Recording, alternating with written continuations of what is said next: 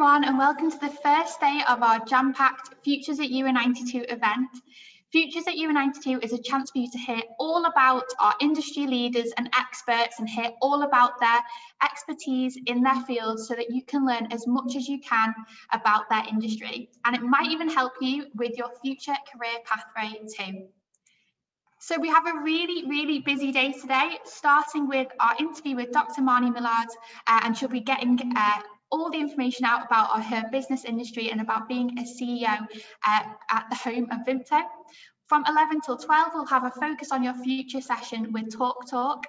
From 1 till 1:45, we'll have a business course taster, and from 1:45 till 2:15, we will have an employability session on personal brands. And if that isn't enough for you, we also have 2 sessions on our on-demand content library on the student life with UA92 student Alex, and also we'll have a session on making connections with KPMG as well. So without further ado, I'd love to get kind of stuck in with our student ambassadors, Beth and Millie, who will be interviewing our brilliant CEO, Marnie Millard. So Beth and Millie, if you're able to turn your cameras and mics on, and we can get started as soon as possible.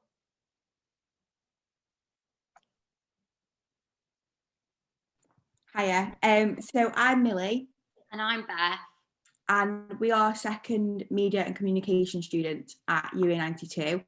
And today we've got the privilege of interviewing Marnie Millard. And if you have any questions about the interview today, and if you want to drop any in the chat function below, go ahead and we'll get back to them at the end of the session. So Marnie's always been a part of the UA92 journey since the very beginning as the first chair, and is now the current CEO of our university, UA92. Many of you may know Marnie in her past role as the Chief Executive at Nichols, the home of Vimto, which was her previous role for the past 7 years. So today we're going to get an insight into Marnie's journey, everything before UA92 and all the future plans she has in mind. So hi Marnie, I hope you're well. Hi Beth, hi Millie, nice to see you. It's great to have you on. Thank you for letting us interview you, basically.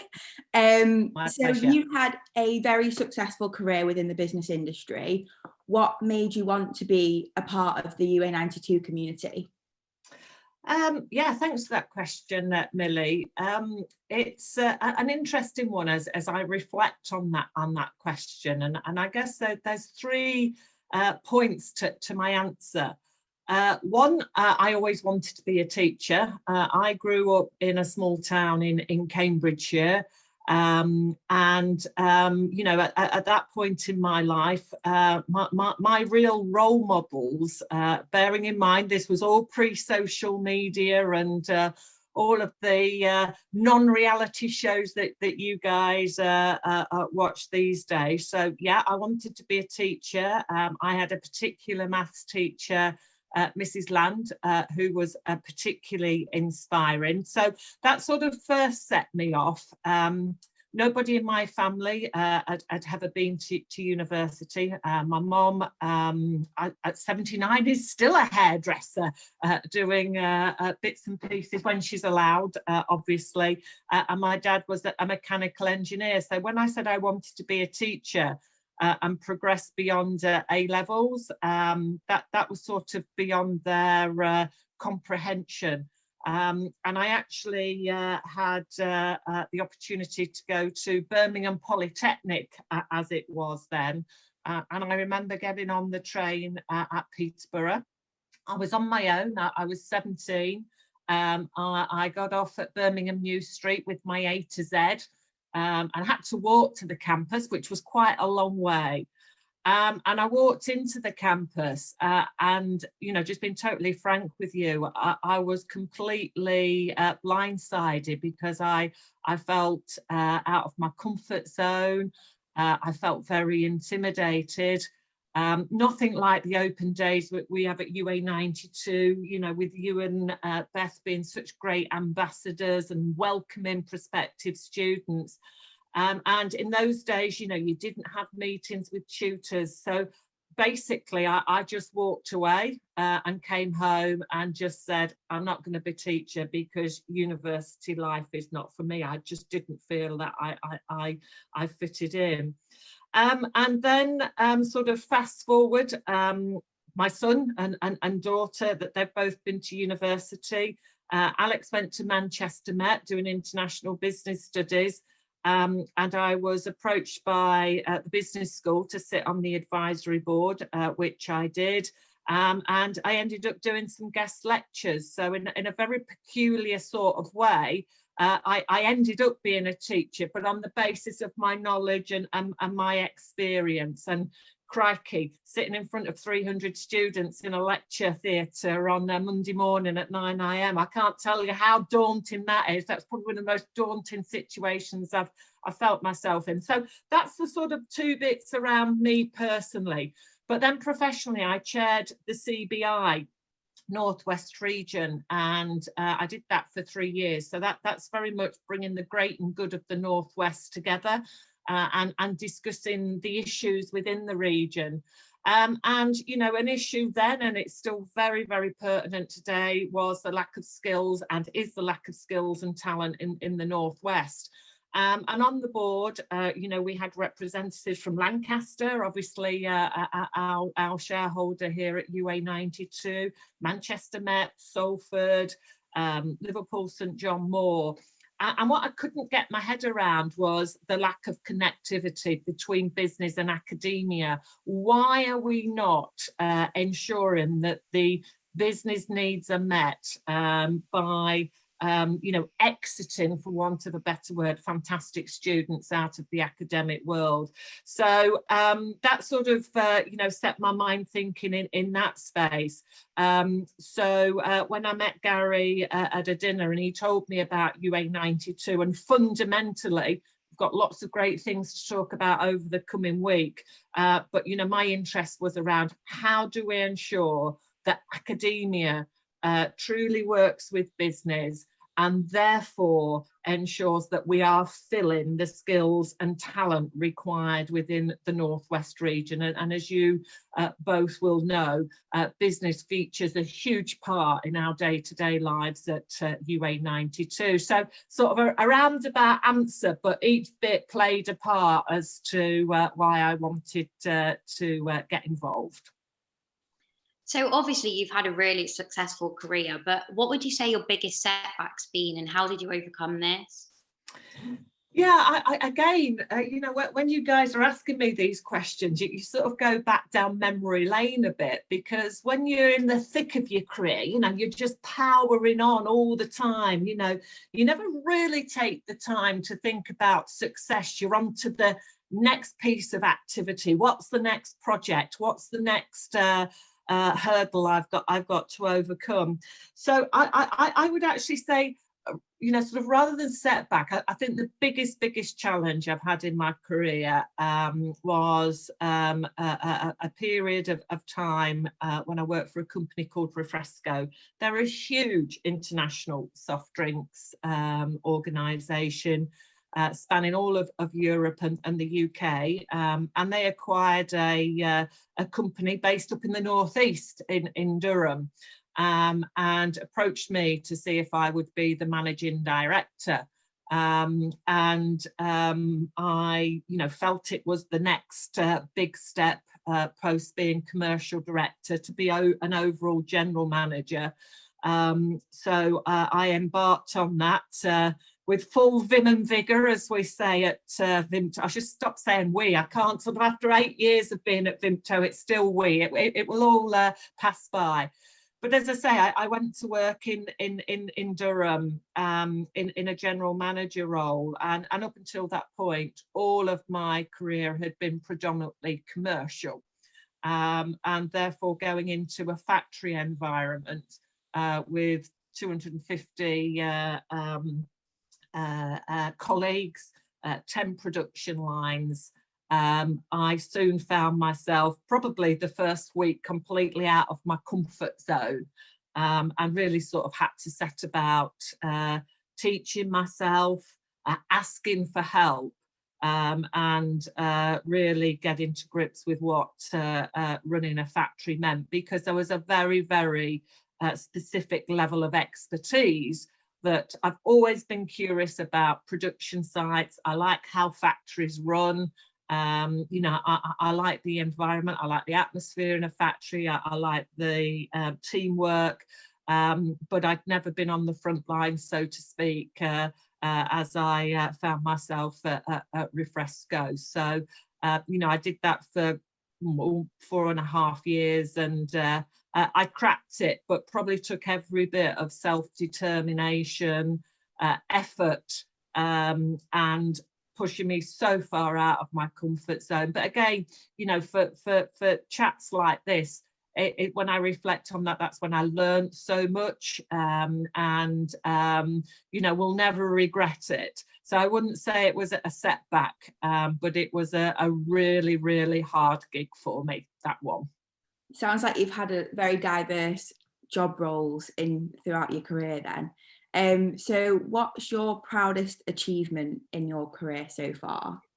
If you can. Yeah, I mean, again, you know, I could sort of give you when we at Vimto became bigger than Ribena in squash. I mean, you know, everybody kept saying to me, a brand from the north can't overtake a mega brand that is Ribena. You know, well, in 4.5 years, we did that. You know, the day I got the letter to receive my OBE, or the day I received a letter from Salford with my honorary doctorate, and, you know, again, not having been to university, you know, that was an amazing honour. So I could give you all of those examples, and I think guys in the audience would, yeah, I get that. But my proudest moments are people I've worked with. So we would have team briefs at Vimto, an annual conference, and I would top it and tail it, as we say in the industry, a bit like Katie's doing today.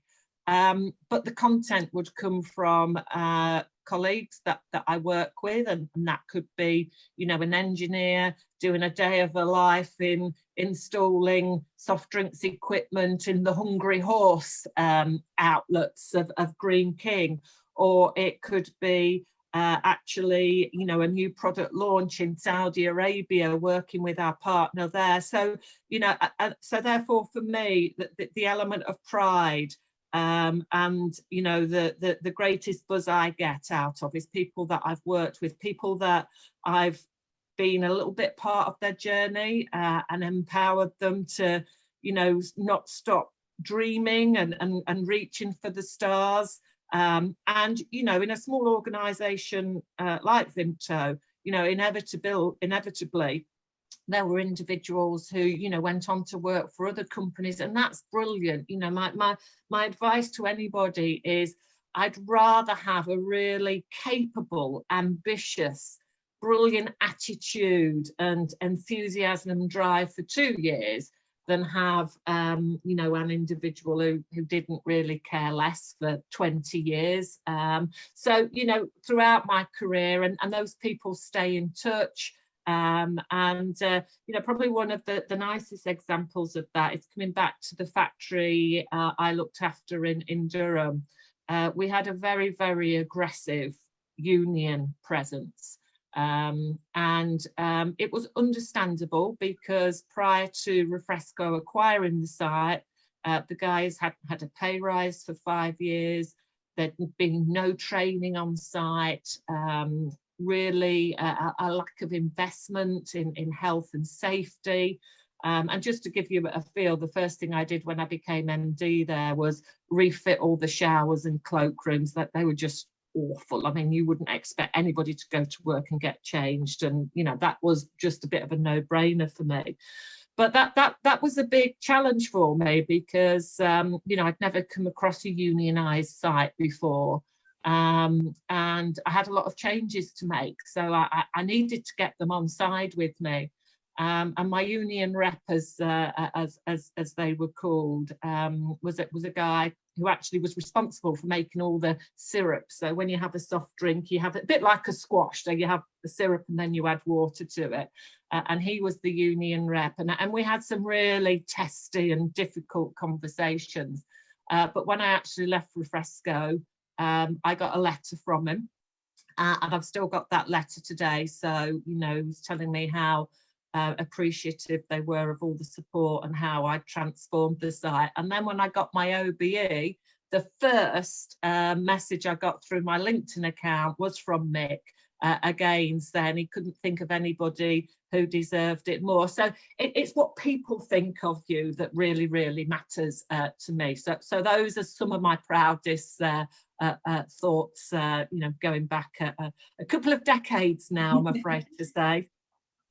As you could be, they sound amazing. But so you've sort of reflected on your younger self a bit already. So what's one piece of advice you tell your younger self looking back now? Yeah, I think, you know, you've got to sort of get your head around. At some point in your career, you're going to have to be really, really brave and take yourself out of your comfort zone. And a point in my career was when I had to ask why I hadn't been considered for a promotion, because I was really bemused as to why it seemed natural to me. So, you know, again, never assume anything. You know, it's dangerous to assume somebody's head is in the same place as yours.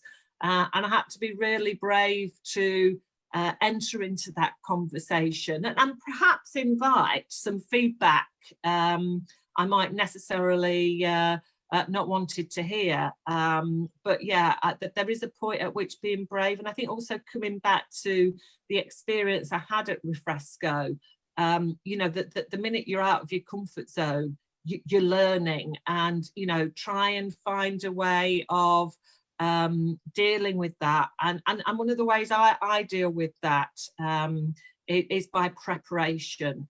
You know, even though you're asking me about myself, of course I know myself, you know, as Katie knows, I like to know in advance sort of the direction of travel for the questions, just to make sure I can give it some thought and reflect, you know, be therefore, you know, as true to yourself and authentic. And, you know, anybody who's listening, you know, it's a precious 60 minutes of their life. So you just want to make sure that you at least impart a few nuggets for people to take away. But I think that point of being brave and putting yourself out of your comfort zone, you know, is something I would have said to myself in my younger self. That sort of didn't deploy until, you know, after I'd had the children and I was back at work. Oh, great. So a little bit similar question, but what's the strongest piece of advice you have for UA92 students that are starting off their career?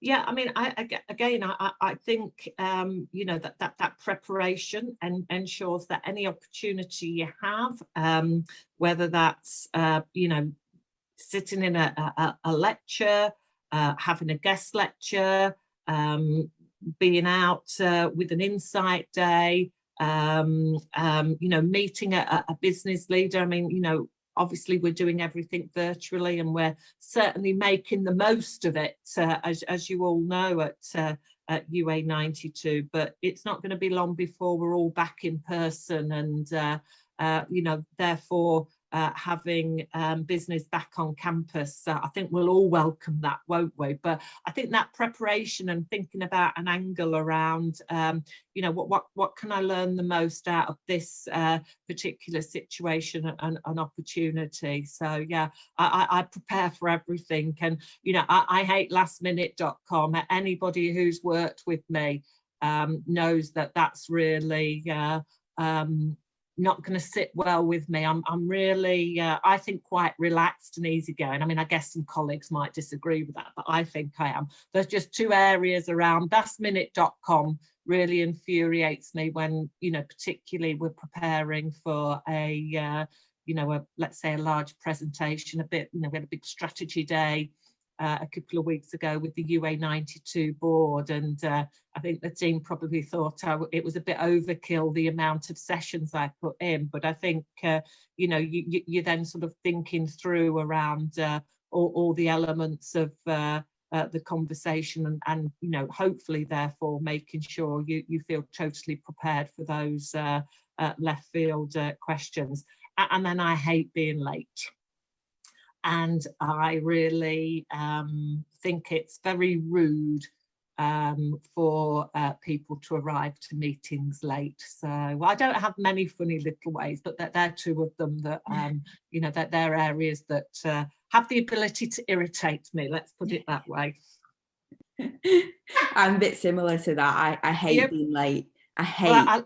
Right, I'll tell you this story. So hold that thought. So I'd had Alex and Katie, my two children, and I had a 2.5-year career break.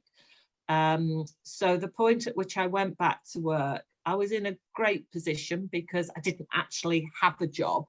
And I was in one of those positions where I had some choices. And again, through life, having choices is an amazing level of freedom, and is very empowering. I ended up going for an interview at McCall, which is where I ended up working for 11 years. And a friend looked after the children, and I was going from East Yorkshire to Lancashire area rather, and I'd got to go across the M62, and I really misjudged the traffic, and I arrived late for my interview. Can you imagine how that made me feel? I worked for Andrew for 11 years, and Andrew's a serial entrepreneur. But every entrepreneur, you know, that they tend to have a few quirky ways. And again, one of Andrew's quirky ways was about being late. I'm really amazed to this day, and I still see Andrew and we talk because they're one of our they're one of the suppliers at Vimto. And I don't know why, but he still saw me that day. But as you can imagine, internally, I was very anxious and fretful because I decided this is the job that I wanted. So yeah, that's the only time I can really remember ever being late. And gosh, what a time to be late, hey? But I still got the job, so I must have wowed him, mustn't I? So achieving an OBE in 2018 is a huge honour. So please, could you tell us a bit more about that? Yeah, so it's a bit of a bizarre tale, really, because it's never clear how an individual is awarded an OBE. You know, you don't really know how or whom. I travelled a lot with Vimto. And as usual, I was away, and Dan, my husband, said there's a really official looking letter arrived for you. And I thought, oh crikey, I bet I've been in the bus lane again, because I've got an non-executive role at a company called Finsbury Food Group. They're a huge baker, and they own the Memory Lane cake site in Cardiff, and every board meeting we go to one of the sites. So again, one of the reasons I really love Finsbury is we get in the factories.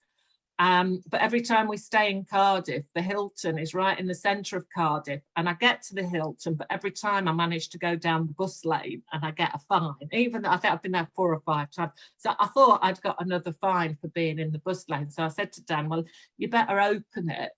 And it went quiet on the other end of the phone. So I said, have I got another fine? He said, no, it's from the Prime Minister. It's from Theresa May. I said, you what? He said, it's from Theresa May. And he said, it's on behalf of the Queen. And they want to know if you'd accept an OBE for business in the Northwest and international trade. That was a very large part of my role at Vimto. I obviously said, yes, please, thank you. But then you don't hear anything, and you're thinking, crikey, I hope I've filled all the papers in, because by the time I got home, the deadline to fill the papers in, because you have to be vetted and so on and so forth. So anyway, the day arrived, and Dan, my son and daughter, Katie and Alex, and we arrived. And I don't know if you've watched The Crown, but we pulled up in our car where every Prime Minister pulls up in The Crown when they've got an audience with the Queen. And sort of all those flashbacks about how many people will have walked up those steps to meet the Queen, how many Prime Ministers, and we're actually doing it. And all of a sudden I became really shaky. You have no preparation for what's going to happen, and they then take you into the green room. At this point, you still don't know who's going to present you with your honour. And I didn't think it was the Queen. I really hoped it would be Prince William. Not that I don't like the rest of them, but I hoped it would be Prince William. But you don't know. And a really dear friend of mine, Simone Roche, she heads up the Northern Power Women movement. So guys, anybody out there, have a look at Northern Power Women. She got her MBE the same day. How bizarre is that? So we stood there together. This very official gentleman comes in, and then they tell you what's going to happen. It's at that point you have to start to learn how to curtsy. I mean, I don't think I've curtsied since I'm about 5 years old, you know, when you're practicing to be a princess and you're going to marry the Prince of England. Anyway, so, and then they announced it was Prince William, and, you know, to say we were delighted. They presented, it was Emma Thompson, she received her damehood that day. So they sort of go first, and then it's the female OBE. So I was quite early on in the ceremony. And we were waiting, and I got to see Prince William, and he knew all about Vimto. He knew about my work in the Middle East. He knew about the 60 females we've got working in the factory in Saudi Arabia, which, you know, just happened. And, you know, that was just at the point when women were being allowed to drive in Saudi. I mean, he was so well informed, but you actually get a video afterwards. And at the time it just goes like that, but we must have chatted for 3 or 4 minutes, and Dan and the children said, we never thought you were going to come away, Mum. And I was perfectly composed until I got into the like a little ante room, and they take your honour off, and then I couldn't stop shaking because it was all that self awareness, it all coming to life. Thinking, I'm actually in Buckingham Palace. I've just been awarded an OBE for my day job. You know, I'm not anything special. I'm just doing what I'm, you know, what the best I can. But I'll tell you apart from that, the overriding emotion on that day was I thought Katie and Alex would be a bit nonplussed about going to Buckingham Palace. But they were so proud and so in awe of the surroundings, and we had the most amazing day. And I said to Dan, sort of as we sort of went to bed that night, you know, as a parent, you're meant to be proud of your children. When your children are proud of you, I think particularly being a working mom, and, you know, the times when I've probably missed a nativity play, I never missed anything to do with the children. If I said I was going to be there, I would be there. But clearly, you know, when you've got a full-time job, you've got balances, and, you know, you have to share the parental responsibility of attending. So I always would be there. But the overriding emotion was, you know, I was gobsmacked with how proud they were of me, and that's a reversal of roles as a parent. So, you know, that would be my overriding sort of feeling and sentiment out of the day. But it was an amazing day, an absolutely amazing day. It sounds it. Wow.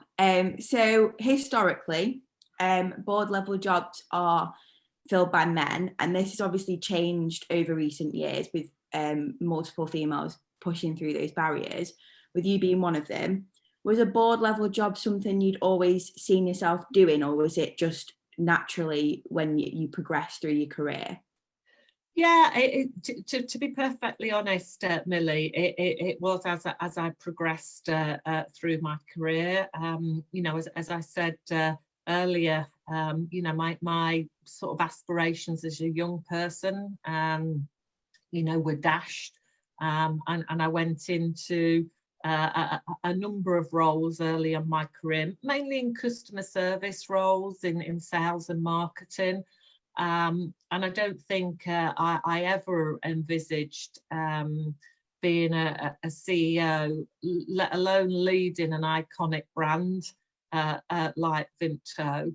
I can honestly say that, I really haven't experienced a glass ceiling moment in my career. Having said all that, there's still lots of work to do, and we still need to encourage businesses to really think hard around how families and how mums and dads balance really, really busy careers. At Vimto, we introduced flexible working years ago.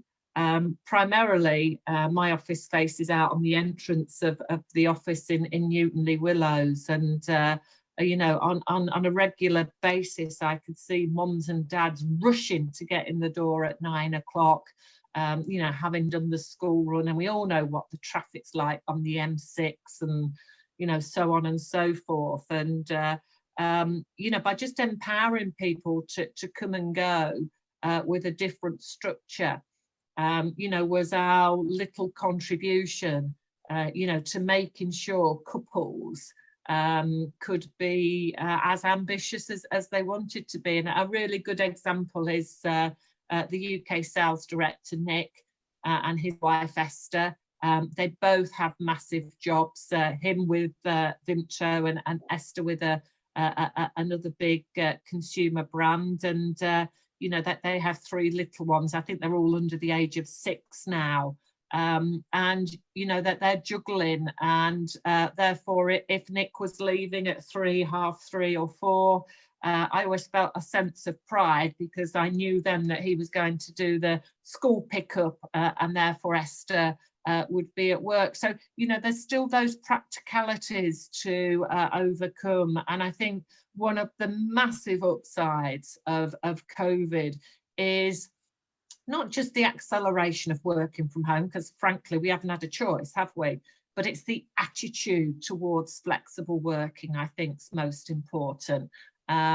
Because at the end of the day, and until scientists prove a different way, I'm here to have the babies, and the physical impact is on the female.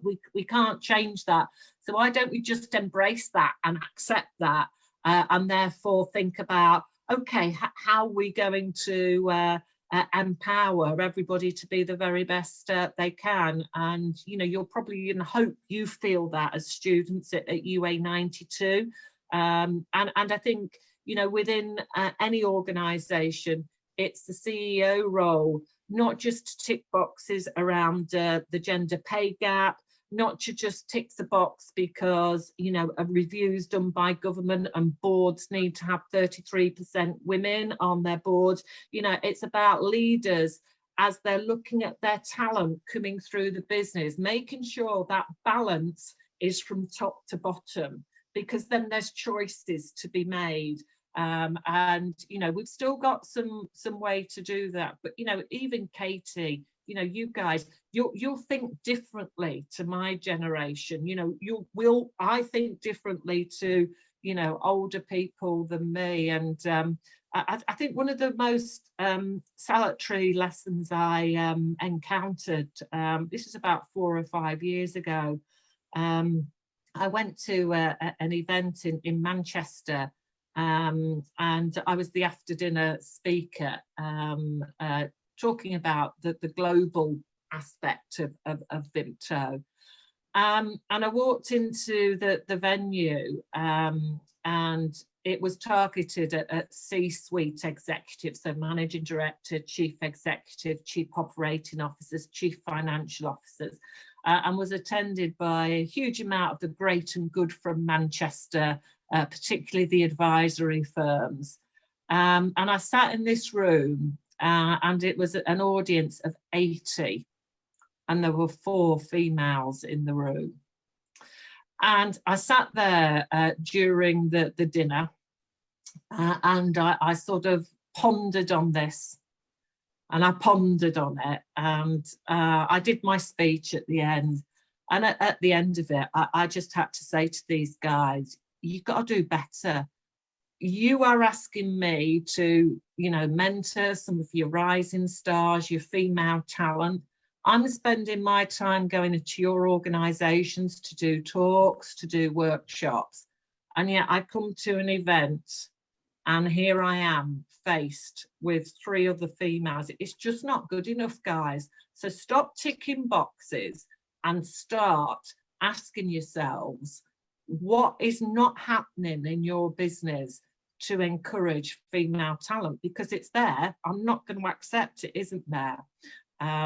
But, you know, it is changing. You know, the whole discussion around inclusion is absolutely the right discussion for business leaders to be happening, because by including anyone and everybody, you create diversity within your organisation, and it happens. It happens. So as 2 students of the first cohort of UA92, and you're the new CEO, please could you tell us like your short-term and long-term vision? Yeah, I mean, the short term's been, as you can imagine, a challenging short term as a result of the pandemic. Therefore, you know, short term ensuring, as you guys know, that we can do as much face-to-face teaching as possible, you know, within the guidance that the government are providing us with. However, to answer that question a little bit more broadly, I'm working really hard with the team, particularly with Izzy, who joined us in November as head of recruitment, to really discuss how we reach what we would probably class as non-traditional students who have probably never contemplated that university might be an opportunity for them. Perhaps a student such as myself who sort of have been to one of the big universities and thought, I don't fit in here, this isn't for me. Or, you know, a student that's probably a little bit more mature who thinks actually now's the time to think about doing something different. I want to do something different. So, you know, how are we going to attract those students, particularly in Greater Manchester, to come and have a look at us and try us out? Also, really bedding in some of the business partnerships that we have.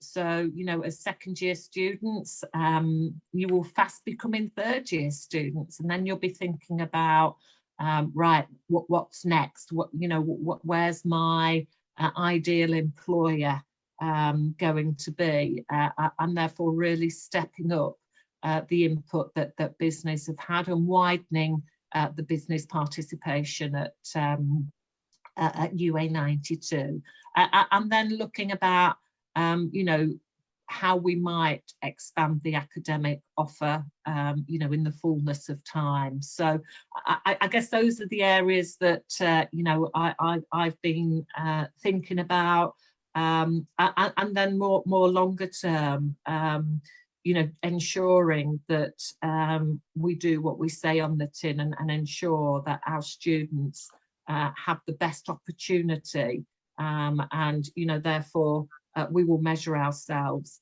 against all of you guys getting the job of your dreams, because that's what you've joined UA92 for. So, and then, you know, hopefully you'll go out into the working world.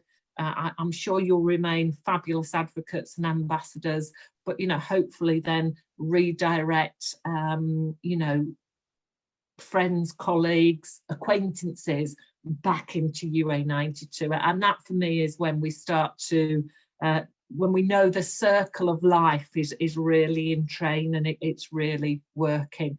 And then I guess really big picture is then how do we lift the concept that is UA92 and put it elsewhere in the UK or elsewhere in the world, because without a doubt, you know, that the challenges we're facing into as a world, not just the UK economically, means that, you know, as students and as business leaders, we need everybody hitting the ground running. And hence, you know, the way in which we design the curriculum at UA92 is we want you guys to be learning what's appropriate for businesses, so that, as I say, you're going to hit the ground running and add value and make a difference from that first Monday morning or afternoon or Wednesday, because you'll perhaps still be working differently when you join your prospective employer. Great. So typically, a vast majority of the best opportunities would appear down south. Do you believe that the north is now beginning to offer similar opportunities? Yeah, I mean, you know, sitting in my role as chair of the CBI, the amazing amount of Northwest industry is phenomenal, you know, particularly in the design and creative, you know, the tech side. So yeah, absolutely. And I think, you know, that's where we need to, you know, sort of push the buttons with business to talk about what those opportunities are, and talk in a, you know, in a greater, broader context. I know we've got Andy Burnham speaking a little bit later. You know, Andy's a huge advocate for the Northwest, understandably, but, you know, also a huge ambassador for the Northwest. I mean, for example, did you know that the majority of aircraft crew are trained up in the Northwest? I never knew that. Who would know that? So if you were going to go and work for one of the airlines as aircraft crew, the likelihood is you'd be trained in the Northwest. Now, when you put that mindset together with, you know, Manchester Airport, is, you know, it's not beyond the wit of man, is it? But did you know about that? I didn't know about that. So if I don't know about it, you know, how's a young person going to know about that? So I still think we've got a lot of work to talk about. We get a bit wrapped up in the Northwest about talking about how we get from Hull to Liverpool. Well, yeah, I get it's a problem getting to Hull from Liverpool. I live in Huddersfield. It's a pain getting from Huddersfield to Manchester. But let's leave that to one side and talk about all the great talent and the great business we have. And you know, again, part of the question earlier was about making sure business is aware of UA92. And what I find is actually when I'm talking about UA92, the emotional engagement with the philosophy we have, the way in which we work together, you know, academic staff and students, how we're engaging business, you know, the way in which we're approaching you know, the study work-life balance and the ability to study and work, you know, everybody is completely aligned and behind that. So you know, once we've recruited a new CEO and I go back to my day job as chair, that's an area where, you know, I really need to spend some time and ensure that businesses are fully aware. I mean, hopefully this time next year we'll be back out into the business world of conference season, and I can share all the great work we're all doing at UA92 in a much more visible way. But yeah. So just before we move on to the Q&A, our final question to you is, as you are the CEO of the home of Vimto, we'd like to know what your favourite Vimto product was. Right. So shall I give you the, right, I'm going to give you two answers. You probably get now, I've always got a couple up my sleeve. So I'll give you perhaps what's considered to be the politically correct answer, but genuinely is Vimto squash, because I never drink enough water. No added sugar, by the way. So so Vimto squash, but I do like a Vimto bonbon. But funnily enough, you know, the brand licensing part of Vimto is enormous. We've got about £20 million of retail sales value in non-soft drinks products. And Helen, who looks after all of our development, along with the technical team, is just an amazing individual. And we've launched everything from jelly beans, bonbons, even Vimto fudge. But we've just launched cupcakes, so a nice handy mix, and there was a pancake mix out for Pancake Day as well. So there's loads of goodies. So, but yeah, my product of choice would always be no added sugar Vimto squash. Nice. Not very excited, is it? I hope you two like Vimto. Yeah. Beth bought a big bottle about this big, drinks it in like 3 days. Good girl. Important to remain hydrated. Yeah, I love the little fizzy cans, no added sugar. No added sugar.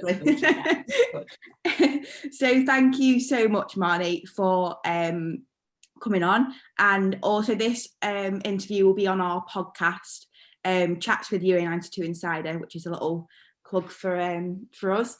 So yeah, if anyone watching wants to know anything more about being a student at UA92, be sure to go and check that out. We'll have a look in the chat function now, see if we've got any questions.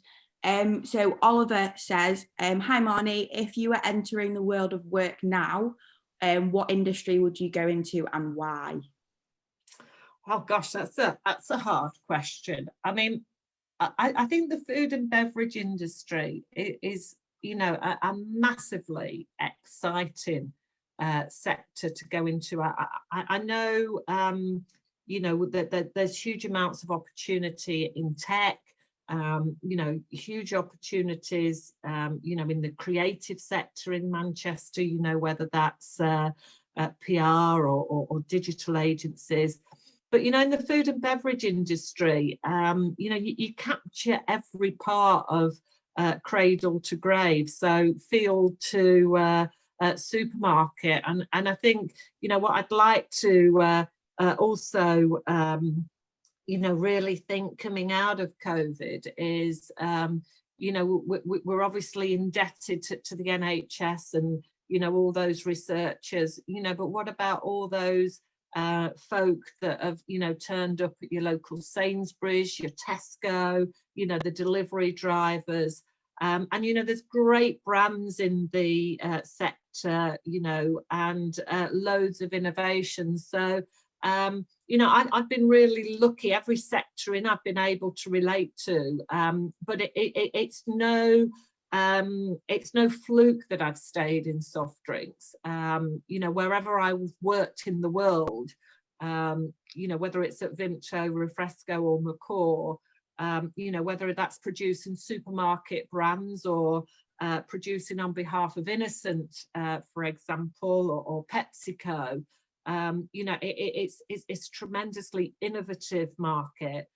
Where global brands exist along with local brands, and Vimto is a good example, or Lucasade, Ribena, Iron Brew, or you can be three guys, one who's from West Yorkshire who sets up a stall at Notting Hill Carnival and then sells their brand Innocent for mega millions to Coca-Cola, sort of, I don't know, 12 or 15 years later. So I like the fast pace of food and beverage. I am interested in sustainability, working in soft drinks.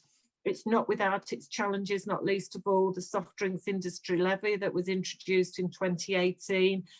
Clearly lots of work we're doing around recyclability of plastic, the creation of deposit return scheme that's going to go in Scotland in 2022, and then we'll follow with the broader UK in 2024. So, the fact that there's lots of challenges still gives you the opportunity to meet those head on. So I'm still a big fan, and I think, you can work in supply chain, you know, the analytical side of working in supply chain, looking at forecasting, how consumer demand changes purchasing behaviour. I mean, look at what's happened and the, you know, the commentary we've had between in-store activation and online, and people's habits have changed. So, you know, it's a great sector that I have to wave the flag for, because it's a very broad sector, and it's not just about joining a store management program. You know, it's merchandising, it's marketing, it's technical, product design, packaging design, all sorts of different aspects. So have a look at that one.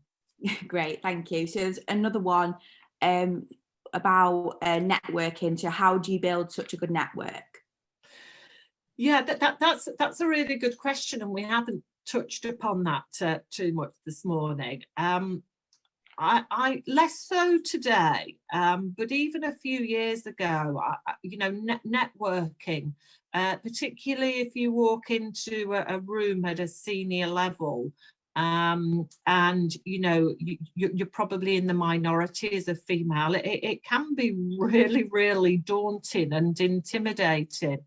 And I remember listening to a session with Joe Whitfield, who's the CEO of the Co-op, so, you know, in Manchester, a wonderful leader, and been doing some great work at the Co-op over the last year in particular. And she is an accountant by trade, and she also has a family and 2 children, and she did reach the glass ceiling. You know, one of her reflections sort of later in her career is one of the things she didn't really take on board and do really well was networking, and I thought it was a really bit of sage advice, because her advice to up and coming young people, in particular females, is to ensure that you incorporate networking as part of your job. You know, particularly if you've got a young family, you might think, well, I'm not going to go to that event on a Tuesday because I've got to put the children to bed, or there's some sort of class, you know, that they might be attending. And her view was, you need to get into your head that the networking element of your job is as important as doing the day job. Because again, that network is incredibly important, and I've found that you know, chairing the board at UA92, when I'm reaching out to my network to support perhaps with you know, a guest talk, or providing an insight day, or placements, or, you know, simply thinking about how we're going to start to develop a new academic course and build that curriculum.